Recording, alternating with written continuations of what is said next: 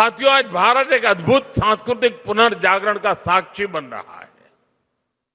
अयोध्या में राम मंदिर का पुनर्स्थापन, काशी विश्वनाथ धाम का भव्य पुनरुद्धार और उज्जैन में महाकाल महालोक का विस्तार, ये सब हमारे राष्ट्र की उस जागरूकता को प्रकट करते हैं जो अपनी आध्यात्मिक धरोहर को नई शक्ति के साथ उभार रही है। रामायण सर्किट, कृष्ण सर्किट, गया जी के विकास कार्य और कुंभ मेले का अभूतपूर्व प्रबंधन, ये सभी उदाहरण बताते हैं कि आज का भारत अपनी सांस्कृतिक पहचान को नए संकल्प और नए आत्मविश्वास के साथ आगे बढ़ा रहा है। ये जागृति भविष्य की पीढ़ियों को अपनी जड़ों से जुड़े रहने की प्रेरणा देती है। साथियों, गोवा की इस पवित्र भूमि का अपना एक विशिष्ट आध्यात्मिक स्वरूप भी है। यहां सदियों से भक्ति, संत परंपरा और सांस्कृतिक साधना का सतत प्रवाह बहता रहा है।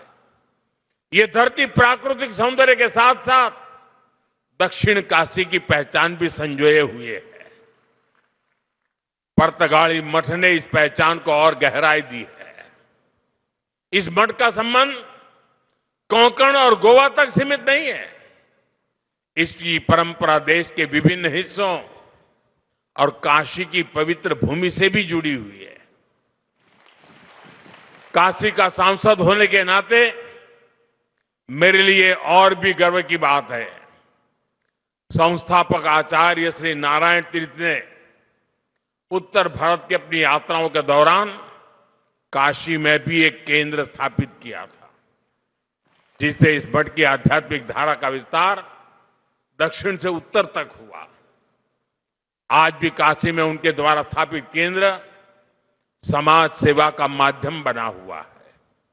साथियों, आज जब इस पवित्र मठ के 550 वर्ष पूरे हो रहे हैं, तब हम इतिहास का उत्सव मनाने के साथ ही भविष्य की दिशा भी तय कर रहे हैं। विकसित भारत का रास्ता एकता से होकर जाता है। जब समाज जुड़ता है, जब हर क्षेत्र, हर वर्ग एक साथ खड़ा होता है, तभी राष्ट्र बड़ी छलांग लगाता है। श्री संस्थान गोकर्ण पर्तगाली जीवोत्तम मठ का प्रमुख ध्येय लोगों को जोड़ना, मन को जोड़ना, परंपरा और आधुनिकता के बीच सेतु बनना है। इसलिए विकसित भारत की यात्रा में यह मठ एक प्रमुख प्रेरणा केंद्र की भूमिका में भी है। साथियों, जिनसे मेरा स्नेह होता है, वहां मैं आदरपूर्वक कुछ आग्रह करता हूं। जैसे पूज्य स्वामी जी ने मुझे एक काम दे दिया एकादशी का।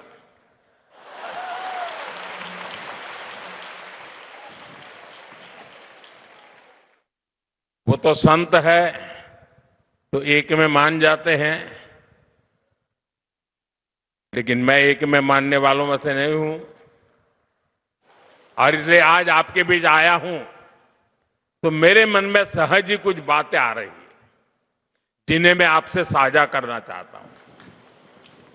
मैं आपसे 9 आग्रह करना चाहता हूं, जिसे आपके संस्थान के माध्यम से जन जन तक पहुंचाया जा सकता है। ये आग्रह 9 संकल्प की तरह हैं।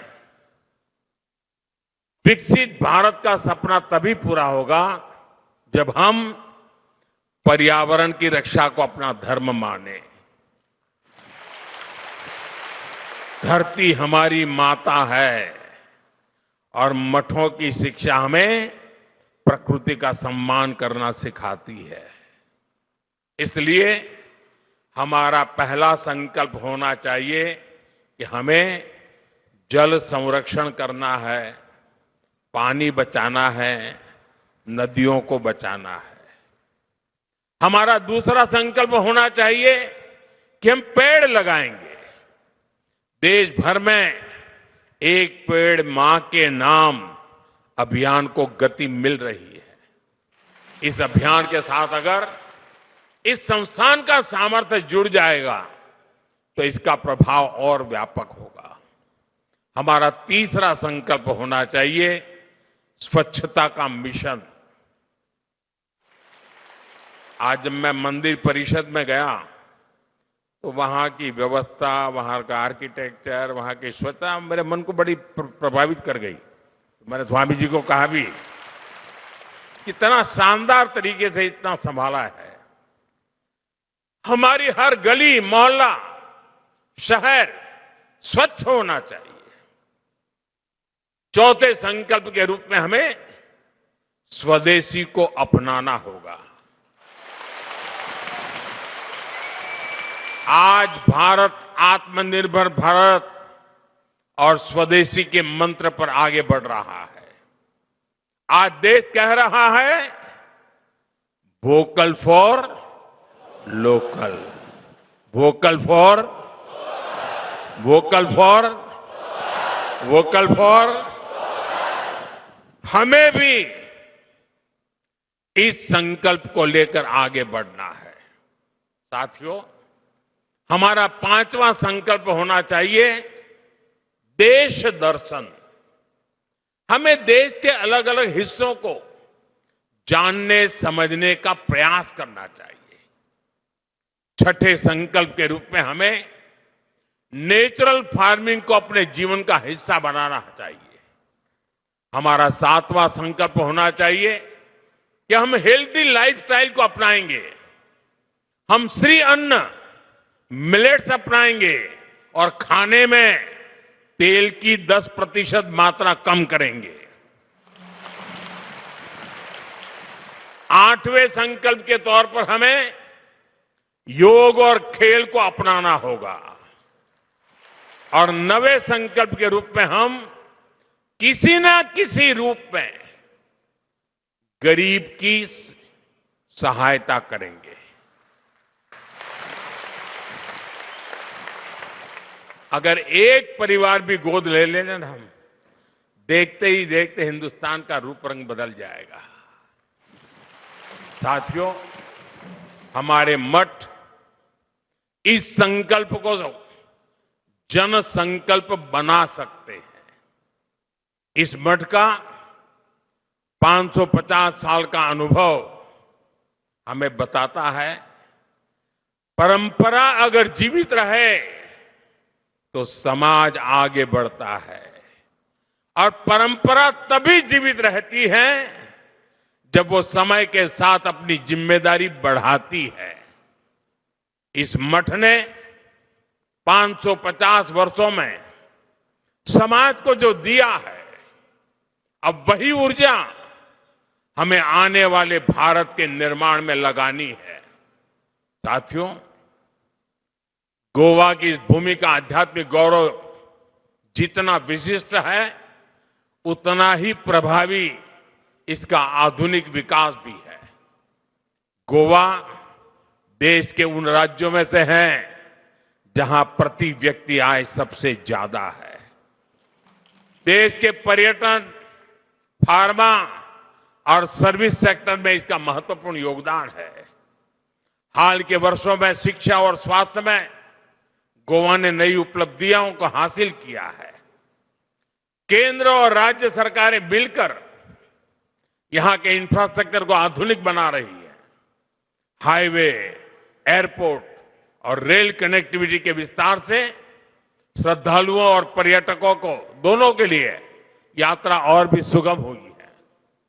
विकसित भारत 2047 के हमारे राष्ट्रीय विजन में पर्यटन एक प्रमुख हिस्सा है और गोवा इसका सबसे बड़ा उदाहरण है। साथियों, भारत आज एक निर्णायक दौर से गुजर रहा है। देश की युवा शक्ति, हमारा बढ़ता आत्मविश्वास और सांस्कृतिक जड़ों के प्रति हमारा झुकाव, ये सब मिलकर एक नए भारत का निर्माण कर रहे हैं। विकसित भारत का हमारा संकल्प तभी पूरा होगा जब अध्यात्म, राष्ट्र सेवा और विकास की तीनों धाराएं साथ चले। गोवा की ये भूमि और यहां का ये मठ उसी दिशा में एक महत्वपूर्ण योगदान दे रहे हैं। आज पूज्य स्वामी जी ने मेरे लिए बहुत सारी बातें बताई, बहुत सी चीजों के लिए उन्होंने मुझे क्रेडिट दिया। मैं उनका बहुत आभारी हूं। जो भावना उन्होंने व्यक्त की, लेकिन सच्चाई ये है, ये जो कुछ भी है जिसे आप अच्छा मानते हैं वो मोदी का नहीं, 140 करोड़ देशवासियों का